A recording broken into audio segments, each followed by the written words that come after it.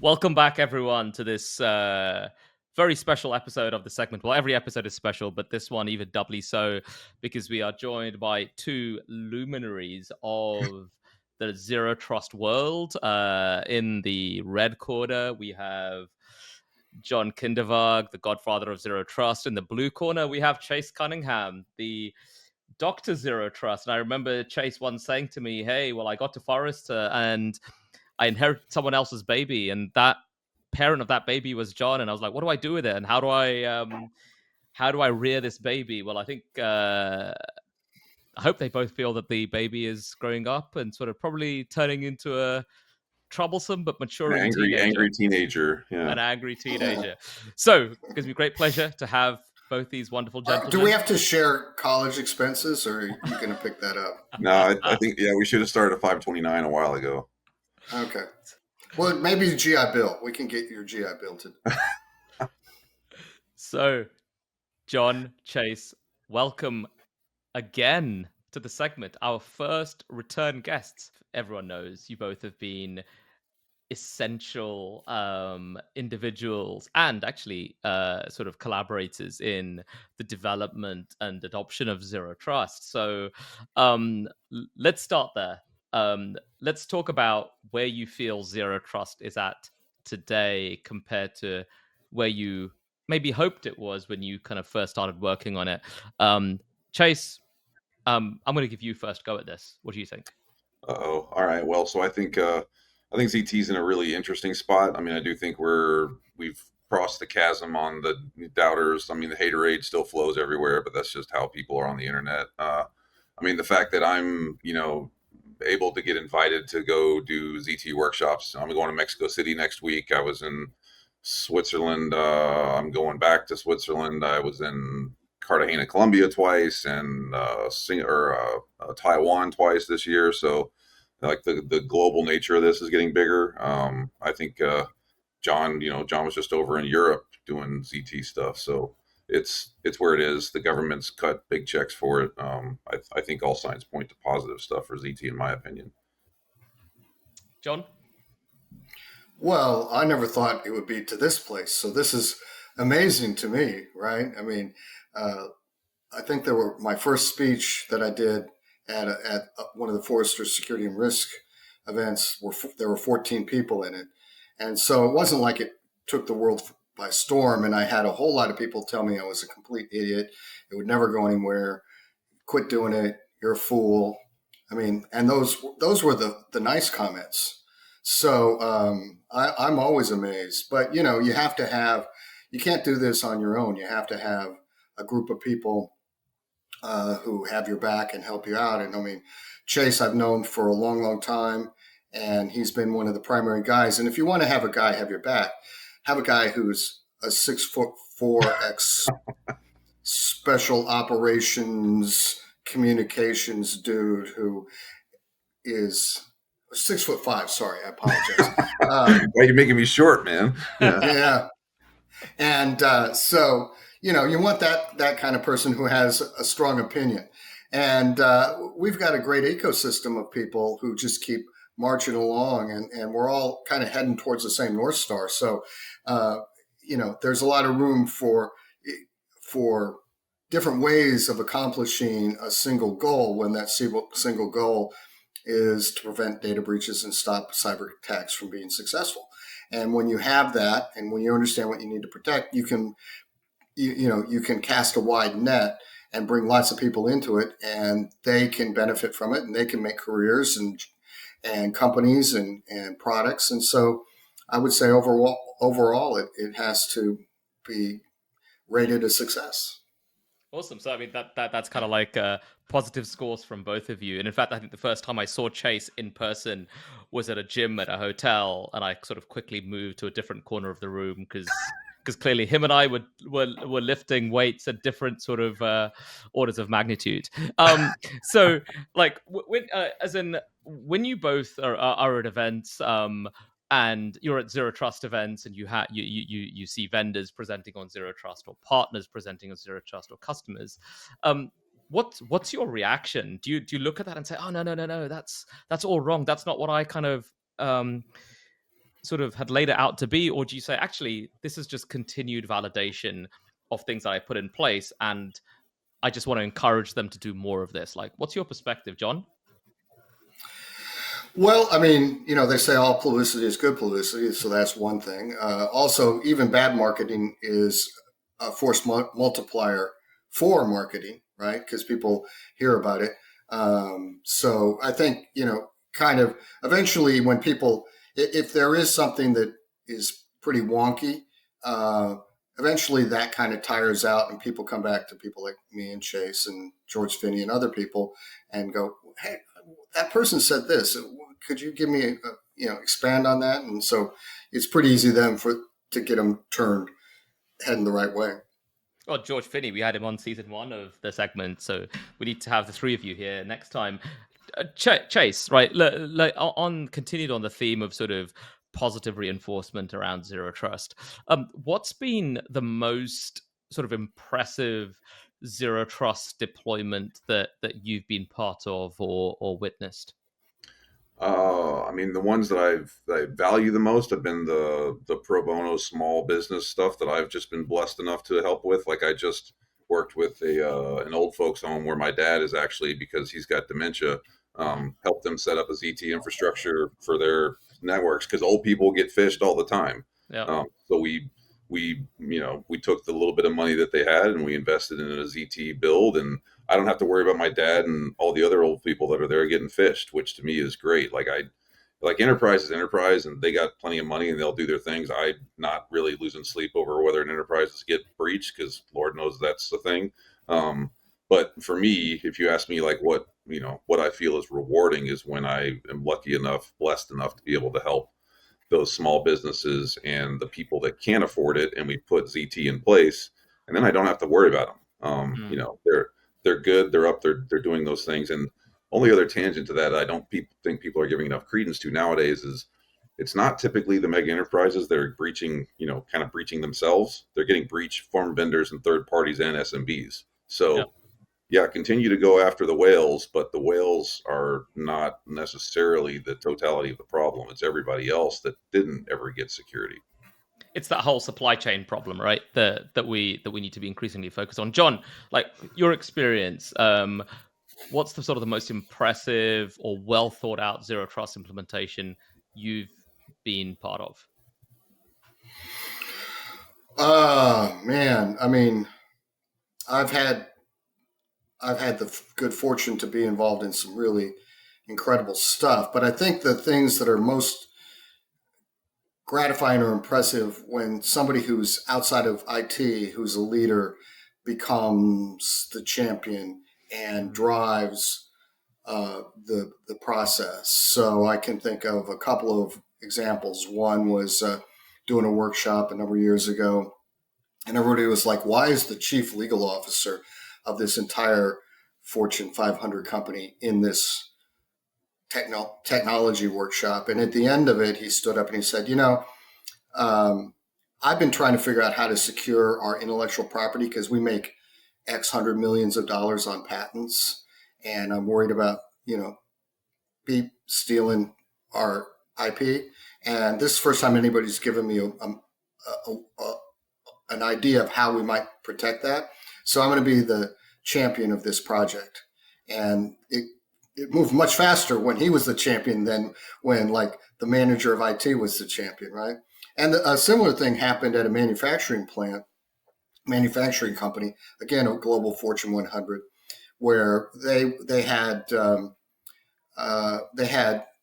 manufacturing machines that were run off of PLCs, programmable logic controllers, that ran on Windows XP and could never be upgraded into a different operating system because the PLCs weren't made anymore.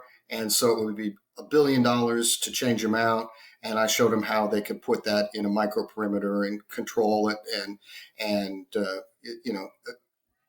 have the security that they theoretically would have gotten with a upgrade of an OS, although I think that's kind of dubious. But still, they got enhanced security, and the executive VP of manufacturing became the champion of that. he understood it. And then most recently, I was talking to a 3-star Air Force general and did a workshop for him, or more of a briefing, but it was still pretty extensive. And he just said, "Thank you for explaining this in a way that I can understand it, because people have been talking to me about this for a long time and I could never make heads or tails of it."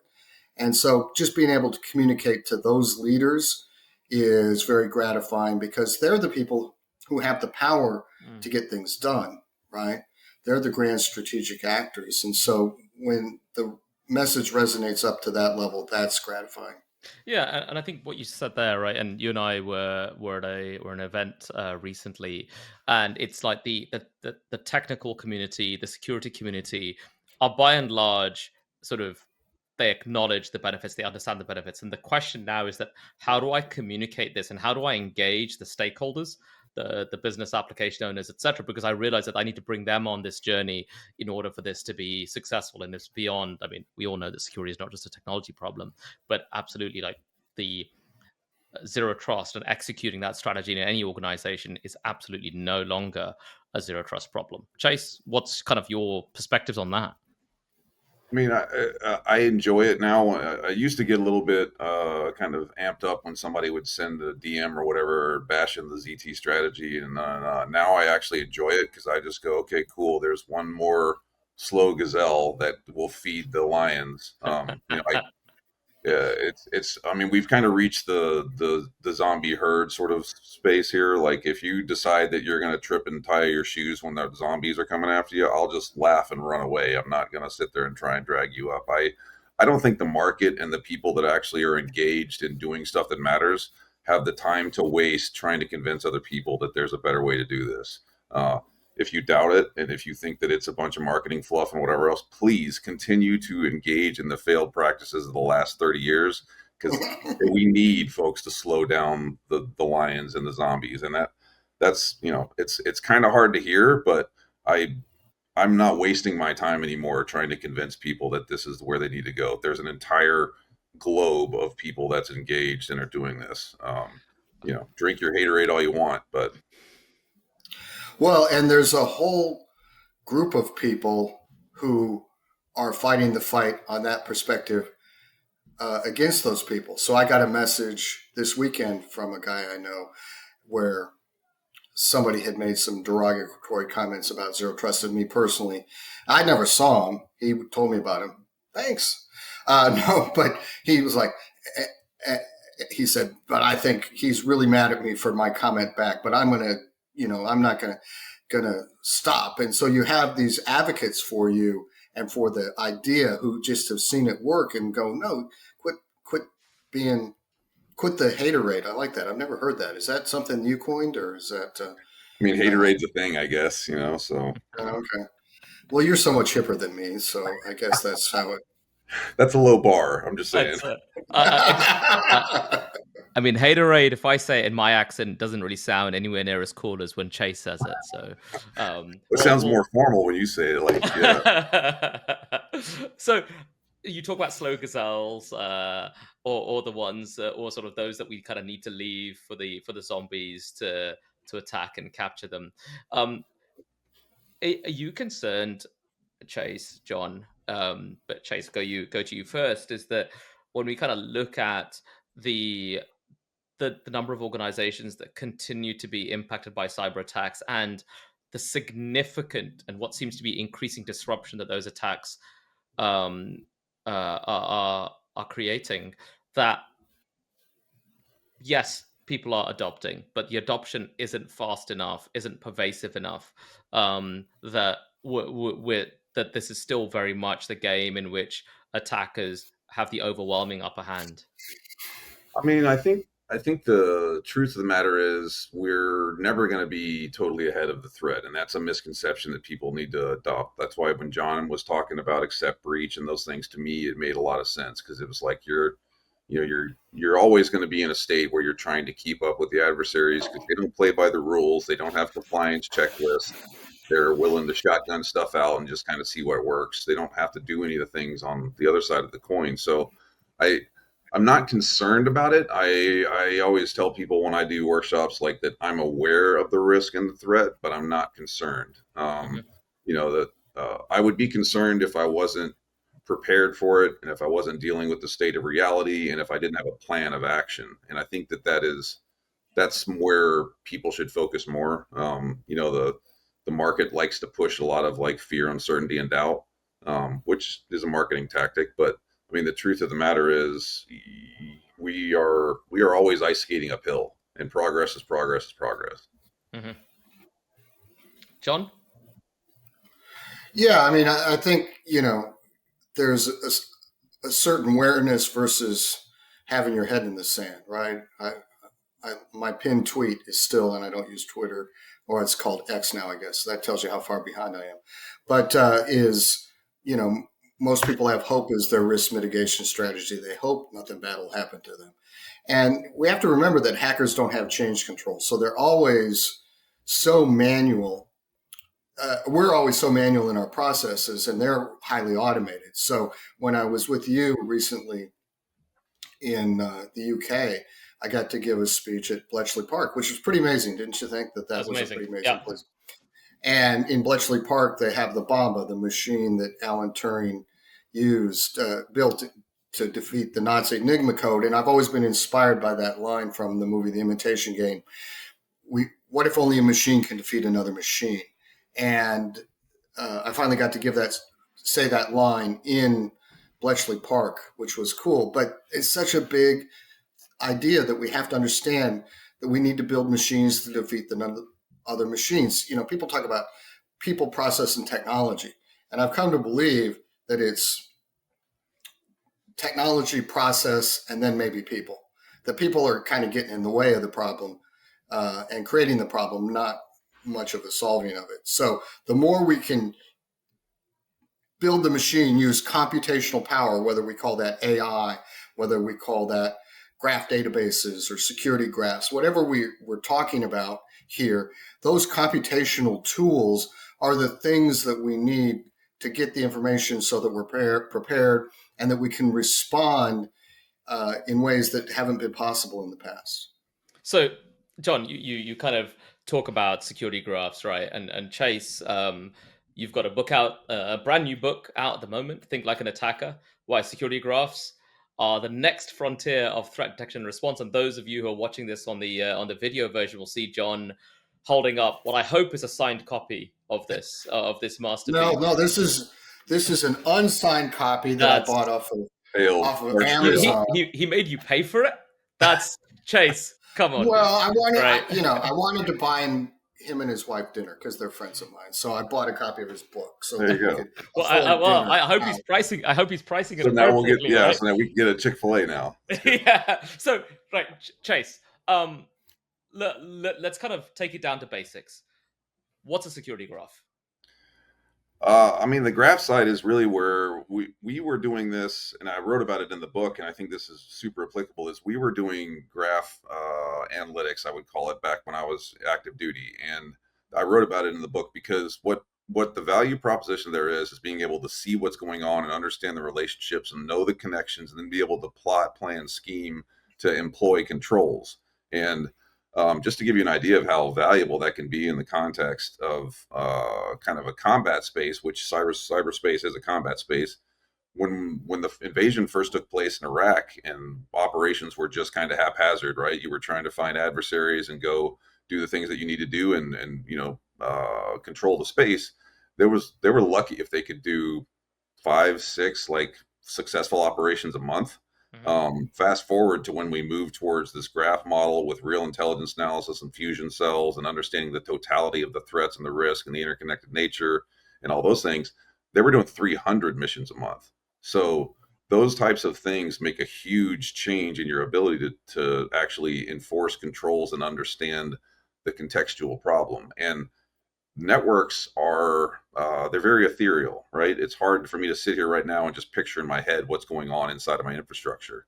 If I can graph it and I can see it and I can figure out what talks to what, I can really literally begin to plan my my approach, and that's game changing. I've been an advocate for this since I came out of the military. And I'm glad to see that some companies are actually making it possible for everybody to do graphing. Yeah, and I think that it's that the perspective that you have, and that is much more closer to matching what is really happening versus just sort of a tabular perspective on what is happening in your environment, right? And that's kind of moving the needle forward. Is that sort of a good way to think about it, Chase? Yeah, I mean it's the difference between um, I'll almost say like trying to plan and implement a strategy with blindfolds on, Mm. and then all of a sudden somebody takes the blindfolds on and turns off the lights and puts it on a big screen in front of you, and you can go, oh, okay, there. And we always talk about this concept too in uh, military and warfare circles of contested space, and this is something John's talked about as well. Like, there are things that I must accept I will never be able to fix or control, but as long as I can keep my eyes on contested space and understand what avenues of in and out and east and west actually provide Mhm. assets to contested space, I have control over it. And this is the difference, especially for like an enterprise or government or state and local, those types of things.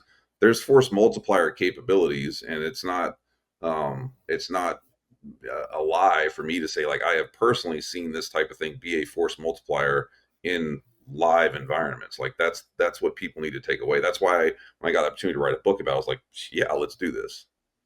Yeah, awesome, John. Right, put this in the context of zero trust, right? And I know you often speak about the sort of the 5 steps to zero trust. How does a security graph help with that? Yeah, the security graph is the technology that gives us the maps we use in step two of map the transaction flow.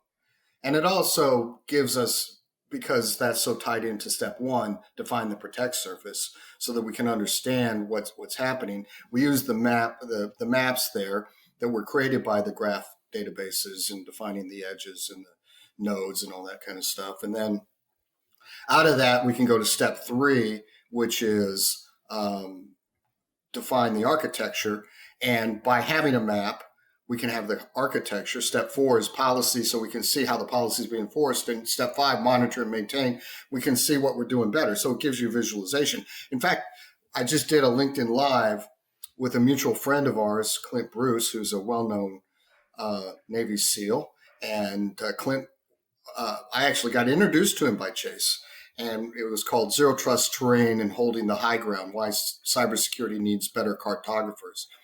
And this comes back to something that Clint always says, that his favorite weapon in combat was a map, because there's two things you can be: wrong and lost, right? I'm going to pick that up. There's two things you can be: wrong and lost. And he will tell you that he's been both, and he will then make fun of his map reading skills and his navigation skills. But it's better to be lost, or it sucks to be both. But if you have a map, right, you may be lost, but you can look at the map and you won't be wrong anymore. And so I was talking to him about this, and I said, "Man, it seems like the map maker is a pretty important person in the military." And he was saying, "Absolutely." And I said, "Well, here's zero trust." And I was telling him about the 5 steps, and I feel like creating great maps is a really important weapon. And he agreed with that, and he agreed to do this LinkedIn Live. So that was cool to get that from somebody who is so notable. And you look at the history of warfare and military cartography, and wars are won and lost based upon the quality of the maps. And when you have bad maps, you fight poorly. When you have good maps, you fight well. And it's a fascinating thing that Clint just introduced me to. So I think that's a nice analog of why this is so important. And of course, I have to thank Mr. Cunningham for introducing me to Clint Bruce, who is a pretty intimidating figure. You think Chase is intimidating, then you're around Clint Bruce, and the intimidation factor goes up. I'm sorry, Chase, I didn't mean He that. intimidates me. He's a big dude. Yeah. Isn't he like an American footballer as well? He's also an NFL player and a Naval Academy grad and a SEAL. He's a total underachiever. Yeah, Yeah. absolutely. Makes me feel amazing. So Chase, just carrying on from that, from what John said about the importance of maps. Like, what makes a good map or a good graph versus a less useful graph? Well, I think in the digital space, really the most important thing to me is to be able to have the graph build upon itself and to have the self-realization and self-understanding without requiring a digital cartographer. Because, to John's point, cartography super important. However, when we're dealing with the expanse and the volume and the many moving parts and the ethereal nature of this and etc., being able to do that with Ricky the intern on a spreadsheet, it's not going to work. Whereas if we're doing it with a digital system that can build it on its own and then tell me what goes where, which talks to what, like that is absolutely critical. And then the other thing I would suggest in the digital space is I want the map and I want the really good context, but I want to be able to do something with it. This is why I personally am not a fan of SIEM technology as a standalone, because SIEM is like going to the doctor and he takes your blood work and comes back and goes, "Man, you're really sick," and then he leaves and you're going, "Well, wait, can I get a treatment plan?" I want to know I can do something about it when you tell me there's a problem, and especially if we're talking isolation, segmentation, those things. If going back to my Navy days, if I see water leaking into a compartment, I want to shut the water off. I don't want to sit there and go, "Geez, this could get really bad if I let this continue." Right, and also when you have a map, you know how to fix things because it's documented and it's accurate, right? And in IT, we never did that, which is why I put step 2 in, because I had some things go south very early on in the zero trust world, and I said, no, I got to figure out how these systems work because nobody knew how they worked, right? Nobody who built them was even around. Nobody documented them. And this was back when things were pretty static still. They didn't move around much, not like today when you can move Kubernetes clusters around and you have the cloud and things just move around. But it was still pretty static. And finding that information out was incredibly hard. In fact, it would take sometimes multiple weeks with a big, expensive engagement to get that information, But in the real world, you expect that. Like my daughter's dishwasher overran itself and flooded on the day she came home with her baby, my first grandchild. And so her husband and I were trying to fix the dishwasher because it was making a mess. Guess what? There was a manual on the internet that gave you all the parts and all the step-by-step, and we got it fixed because somebody documented how it was built. And we don't do that in our world. We just build it and then go, it'll never go bad. And it does. It starts dripping water all over the floor, right? And you have to fix it. So it gives you that. And then the other thing that I don't think people really understand, I think, Chase, you touch on it a lot because in your book, Think Like an Attacker. I remember having many discussions with FBI and Secret Service people who've done breach investigations, and they'll talk about how the attackers have so much more information about the network they're attacking than the attackers know about their own network, right? So the reconnaissance phase is so important to them, and they'll get all this information so they know exactly how to target the attack. And I don't know, is there evidence that they're using these kinds of graph databases to build maps to attack? Has anything like that popped up? I don't have, like you say, I don't have any concrete evidence, but I would just guess because, kind of like everybody knows, right? We don't own the patent on any of this sort of conceptual side of things. I would guess some of these more well-architected, educated, business-like malicious entities probably do something along the lines of mapping the networks and, whether or not it's as good and dynamic and useful as some of the stuff we're seeing in the industry now, who knows? But I I mean, I know when I was doing stuff without getting myself in trouble at different agencies, we spent a lot of time, looking at maybe theoretical, possible sort of mapping things. So, it's out there. Well, and I think Chase, right, to that point, um, it's the need that drives the attacker to build this picture because they have a goal in mind, they have an objective, and from their perspective, it's like, what is all the information I need in order to achieve that? Whereas from a defender's perspective, because often, to paraphrase the title of your book, think like an attacker, we are not doing so. What drives me nuts in this space, honestly, is we have so many folks that talk about defense, perfect defense, blah blah blah, and whatever else. I like to call most of the folks that don't do red teams and don't do think like an attacker. I call them dojo black belts, and what I mean by that is if you've ever been in martial arts, you know that there's those cats that have got their black belts with like 3 stripes on it, and you ask them, "Have you ever been in a street fight?" No, but I've got my black belt. Well, then let's go out and get in a street fight and see how that works out for you. Because the first time somebody picks up a chair and cracks you over the skull with it, your ninja skills are going to come into question.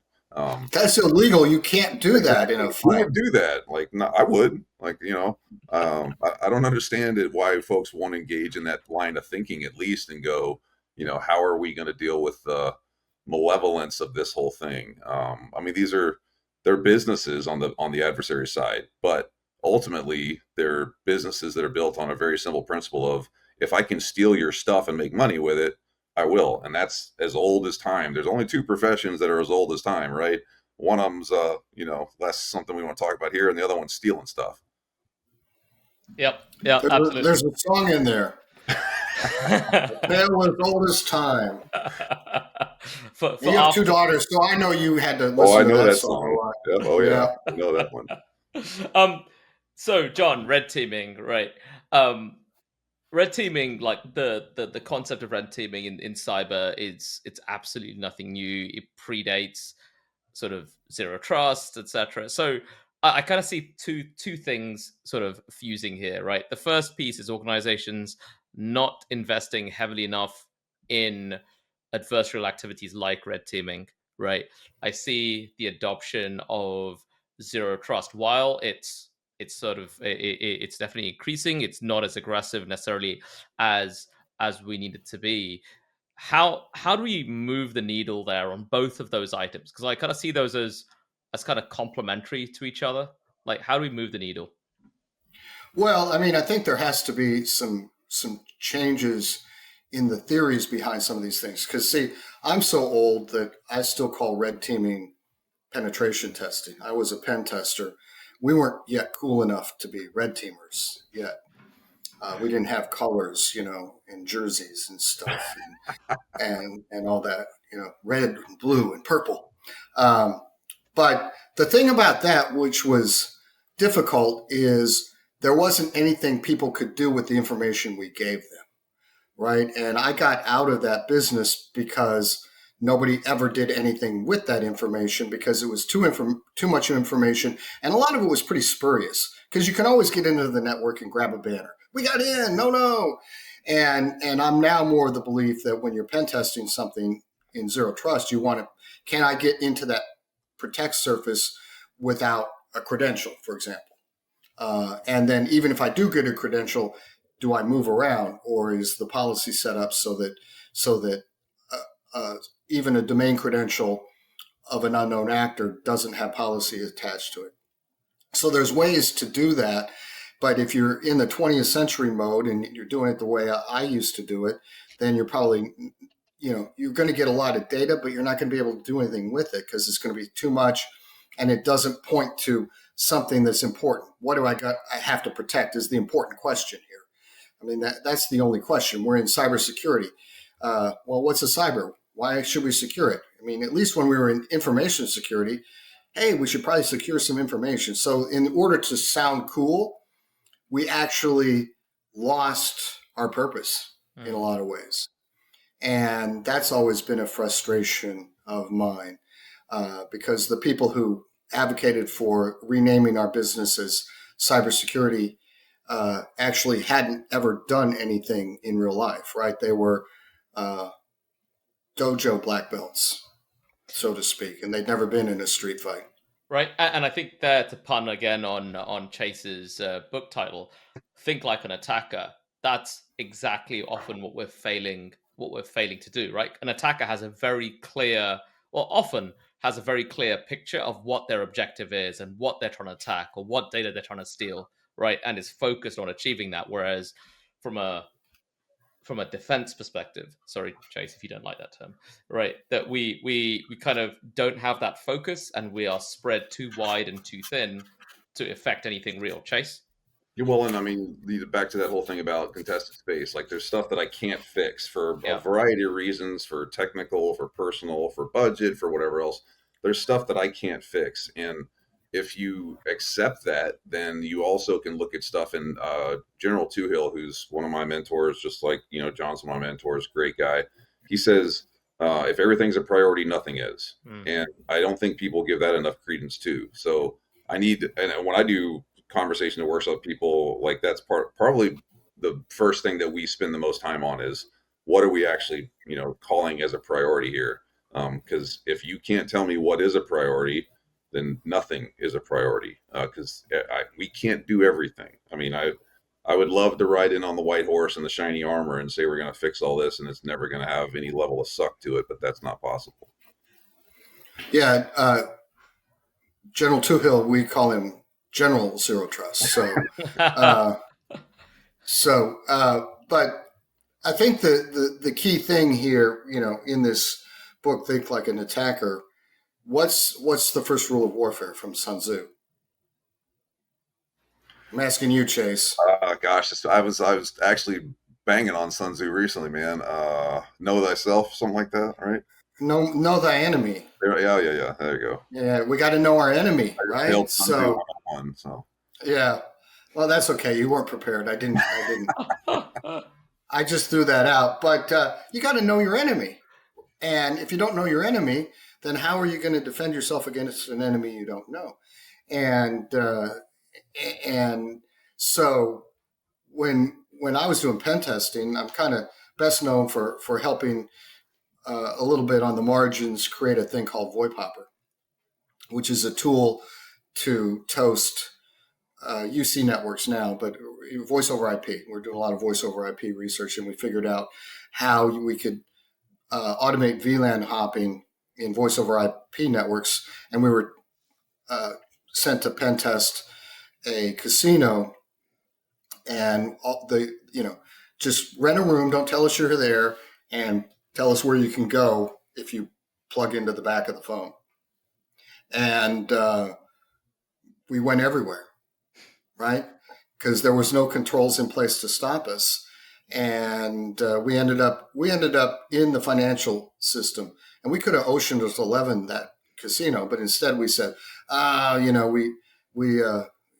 here's all the flaws we found. Here's what you need to do to change it. And then they wouldn't change it. They wouldn't do anything about it because, ads, moves, and changes are more important than security. We want to be able to move those phones around and plug them in and not have to do anything. And I'm like, oh, really? We could have stolen all of the money from this casino, and you're worried about ad moves and changes of voice over IP phones. And we did a friend of mine, Jason Ostrom, shout out to him. He's a SANS instructor. He's the one who really put it all together, and I just kind of helped on the margins. But we did a ShmooCon and a TorCon live demos, and we got standing ovations because people, live were breaking this stuff, even stuff that the vendor had put in the week before to stop us, because there was this adversarial thing going on between us and the vendor. And okay, they just put in new code. Let's TFTP it in and see whether we can break it. And we did, and everybody stood up and clapped because we're thinking like the attacker. How am I going to get to this important stuff? What's the weak point in the terrain?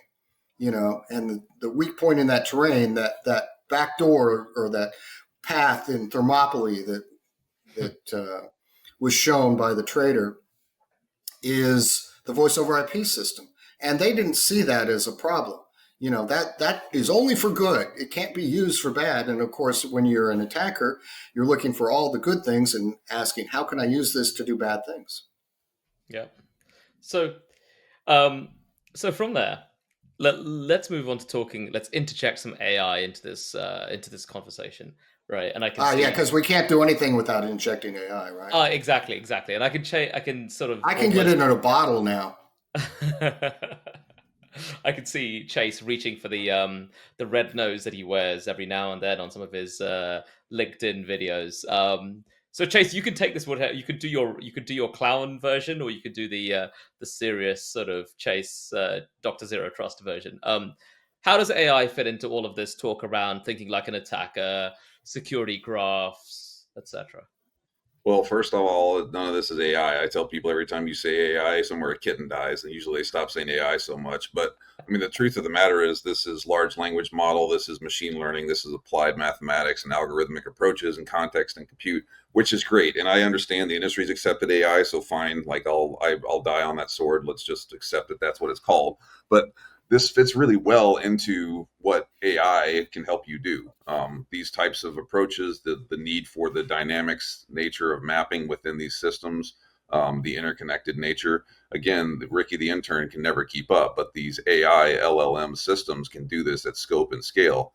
And I think that one thing that I've been talking with people a lot on the realm of AI is like, in all of my history on planet Earth, 46 years, I never felt like it was kind of okay to cheat. Now, when I look at these systems, I'm like, you know what? Cheat away. If you're able to use an AI or an LLM to help you do stuff quicker, better, faster, and make better decisions than the competition or the adversary, by all means, use it and leverage it because it's going to benefit you. And remember, again, we don't have the patent on the usage of these systems. I think I saw a stat recently that said phishing was up 4,000% since ChatGPT came online. So you should be using these things everywhere you possibly can because the benefit to the defender, it can be exceptional.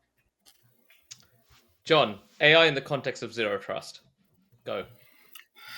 Yeah, I mean, it is the fuel of the machine built to defeat the machine, right? So the best definition I've ever had came from a mathematician who told me AI is statistics plus if statements. It gives us the ability to computationally analyze all this traffic, put it in the right little boxes so we understand its context, and then we can visualize what we need to do to protect something, and we can see an attack before it becomes a data breach. And then we can respond to it automatically because we can give a command to an AI system. And I wrote about this at Forrester. We need to, I called it rules of engagement. We need to know when we can be allowed to respond automatically without human involvement. And the less human involvement is involved with these things, the better off we're going to be, because humans take too long, right? I used to do a speech called, what if you did change management the same way or what if you deployed an airbag the same way you do change management, right? And the answer is you die. And so, there are things that have to be highly automated, and actually response to activity on a network is super important. And I think this thing that's underserved in the AI thing that I've had an epiphany with, because we just announced a partnership with NVIDIA, and the guy that we're doing with is an old friend of mine, Uber hacker from back in the day. But he was explaining to me the value of running Illumio on an NVIDIA chipset, and how the DPU capability really enhances the essence or the feeling that it's AI. Because AI is that I can get a response really, really fast as I could get from a human being. Whereas in the past, there's a lot of number crunching and you don't get a fast response. So it's as much a hardware problem as a software problem. So I've written about this, why I'm not losing sleep over AI. I think it gives us an advantage over the attackers.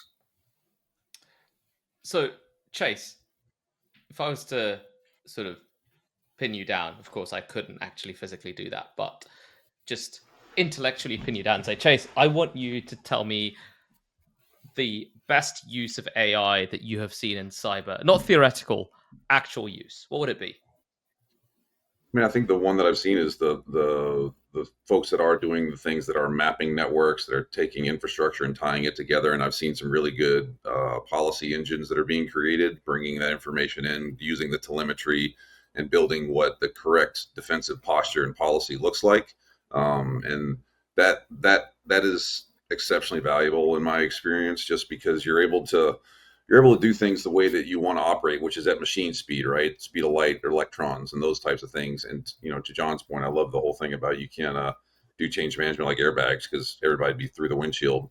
The speed, the value, and I think that if you're doing it correctly with these types of approaches, you are taking back the high ground. You are shifting the power more towards your afraid, because I'll, I have no problem saying you're never going to be perfect, but at the end of the, engagement, I want you to be a hard enough target that the adversaries go, you know what, it's not worth it. We'll find someone else. And that's a win. If we live on the same street and I got Dobermans and ADT signs, and, people think, oh, that crazy redneck will kill you if you get on his property, and they go rob you, then Chase wins. I'm good with that. I think, I was just this what you just said there. I was just having this conversation with a colleague today. It's not necessarily about having to stop. It's just having to slow it down enough that the attacker says, that's not worth my effort. I'm going to move on. Right? If they you've have a done business that, model too. That's what people, I mean, when you're not talking about like this, just general, hacker living in his mom's basement with no life, like the people that are doing this stuff for nation state and for monetary purposes, they have a business model, they have bosses, they have requirements. If it's not worth their time, I mean, just think about what you do when you try and, I don't know, chase a lead, and they're never going to call you back. What do? You pop smoke and find someone else. Yep, absolutely. John, I know you've kind of been traveling the world, quite literally, right? Sort of preaching zero trust, and actually you've had the opportunity to do that at some really interesting places. We saw at Bletchley Park. I know that during RSA, you and Chase were by the side of a US military ship, and other places. Like, for you, what's been sort of the most iconic place at which to talk about zero trust, and why? Well, I mean, iconic probably in terms of historic is Bletchley Park for sure. I mean, just to tour that and see what was going on. I know you got to walk around there too, and the historic nature, and it's just so tied into the history of not only cryptography but computers. And does our business even exist if World War II didn't happen, and if Alan Turing and that team at Bletchley didn't do what they did? I mean, that's a big question, because they also created the Colossus, which was a next generation computer, and a lot of really important stuff started there. So that's pretty cool. I mean, I've had a lot of fun places to have those conversations. Sitting in the Pentagon is a cool experience. Kind of nerve wracking because it's a little bit unique, but and then sitting in a congressman's office having that, or and you were there in the House of Lords talking about it. So the kinds of people who want to talk about this are now grand strategic actors, right? They're not just technologists, and they're certainly not Ricky the intern, who doesn't want to talk about it because he thinks he's going to have to do more work. But if he did talk about it, he'd quit being an intern and he'd get a full-time job. So, Chase, I mean, John's mentioned Bletchley Park, he's mentioned the House of Lords, he's mentioned the Pentagon. Go on, trump that. Trump Kindervag? Nah, I can't. I'm glad if I get to go to like a place where people will actually give me the time of day and listen. So, John's going to Bletchley Park and whatever. So, I mean, I've enjoyed it really a lot when I've been able to go talk to folks that I can see that they're going, okay, we're going to do this and we're going to, bring some value to it. I'm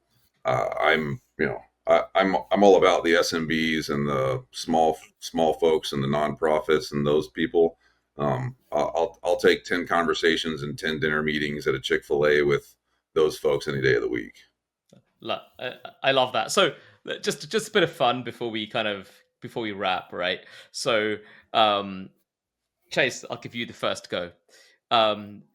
Anything that John has said or done around zero trust that you've looked at and thought, oh man, I wish you hadn't done that, right? Or I don't agree with that. Go on. Let's we're amongst friends here. No, I mean, the only thing that for me was like when I got to Forrester and John, was dragging me by the nose to get in there. And then they said, you're going to take zero trust. I was like, oh God, like this is his thing. And now they're going to take his, stuff and make me run with it. And I was just sitting there going, great. I get to play, second, third fiddle to the guy that, was fiddling when no one else was listening. And now it's a thing. So that for me was like, when I first got there, I was just sitting there going like, I really, really don't want to cover this. And I don't want to do, the second iteration of John stuff. And it just was, fortuitous that it turned out as a good thing. But yeah, as far as like disagreeing with him, like, I mean, no, the guy's on point. So, he keeps his, maybe we'd say he keeps his stuff in one sock. Nice. John, I mean, kind of like playing on what we're joking about at the top, right? About it's your baby, chased and nurtured it through sort of toddler into a child, right? And now it's teenager. Did he bring up the baby pretty well? Yeah, I mean, although my regret would be that he didn't take the job the first time it was offered. I knew you were going to say and we could have worked together on this instead of me having to leave and then talk them into give Chase one more time and then talk Chase into going there, right? I mean, I still remember we were at the club at the lounge at the Marriott Marquis at RSA. I don't know if I should go there. There's this cool networking company that's going to pay me a little bit more, and I think it turned out well for you. Yeah. So yeah, the moral of the story is I should listen to John more often. All right. So you're both sage-like, and that is not a comment on either of your ages. It's really about the beard and your wisdom, or how you smell. Sage smells weird. So yeah. Well, Chase, right? You're too far away from me at the moment to comment on the smell. So, like, let's leave our listeners with sort of your musings on the present and future of cyber. Chase, you're the guest. John's chief evangelist of Illumio, so he can go last. Yeah, of course. No, I mean, I think the cyber, we spend a lot of time in the negative space in cyber. We're always people that think of the bad stuff, which is great because we should. But I mean, the truth of the matter is progress is progress is progress. I've seen progress. The strategy is becoming a conversation people are having more and more. Small and mid-size and regular everyday users are starting to ask some really good questions about how businesses actually take care of and secure their environments. And I think that there's been some policy and some guidance from on high that's been drafted that's actually useful. So, folks would typically say that we're just sitting around griping about how bad things are, but I do believe that there's genuine progress. And I think that it's a great business market. It's a great market for people's career. And I encourage folks to engage in cyber every chance they get. Before I go to John, you said it's a great business.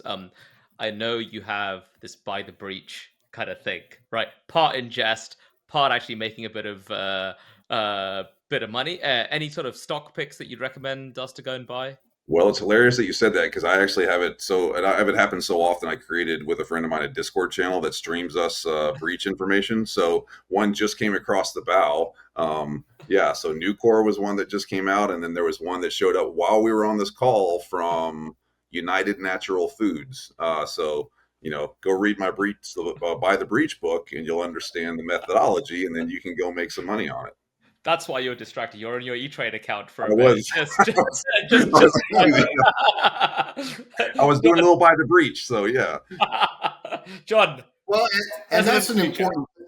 Yeah, no. But one thing about that, because people used to say to me, "Well, the breaches don't matter because the stock price always goes up. Like that's the only metric." Of course, the stock prices go up because it went down, and people buy when things go down. You buy low and then you sell high. And so, yeah, but that doesn't mean it's good for the company. So I just wanted to point that out. It's good for Chase and his new hedge fund. Exactly. So you're gonna pick me up in your jet when we go when you come to Texas next, right? Yep. Eventually, yeah. The Dr. Zero Trust hedge fund. There we go. Yeah, but no. What was the question?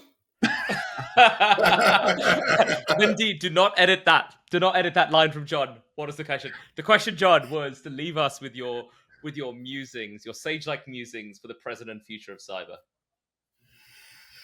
Cyber is a great business to be in because it's never going to go away. And as much as everybody's talking about AI is going to eliminate all human beings, it's going to eliminate some human decision making, but not human beings. And my goodness, if it eliminates human beings, we're all dead anyway. So I've never understood that one. But you want to be able to respond more quickly.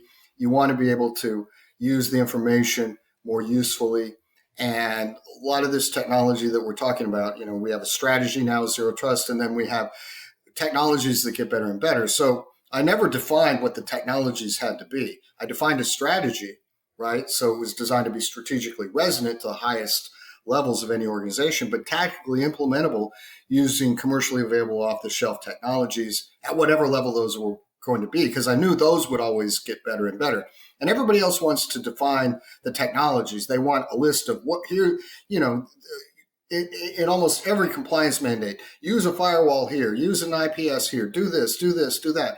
And then over time, those things become irrelevant, but the guidance or the requirement doesn't go away. So you end up using old technologies to fight a new battle. And so you need to have a lot of choices and a lot of options in terms of how you're going to tactically implement a zero trust environment based upon what new things are coming out, like these large language models or like graph databases. And the more you can use new stuff that is designed to achieve specific goals, the better off you're going to be. Thanks so much. So I think, like, just to wrap up, it's kind of similar to sort of attackers. Attacker tactics often don't alter much over the generations. The techniques and procedures may very well do to essentially keep up with technology in the same way, right? Security strategy, zero trust as that grand strategy doesn't need to change, but the techniques and procedures through which it's implemented obviously need to change to keep up with the times, etc. Well, John, Chase, I mean, it's always a pleasure. It's always an honor to speak to you both. I learn a lot. We have a lot of fun. You guys come up with new anecdotes, etc. every single time I speak to you. So appreciate the time and appreciate everything that you're doing to essentially make organizations safer. Thank you. Thank you so much. Thanks.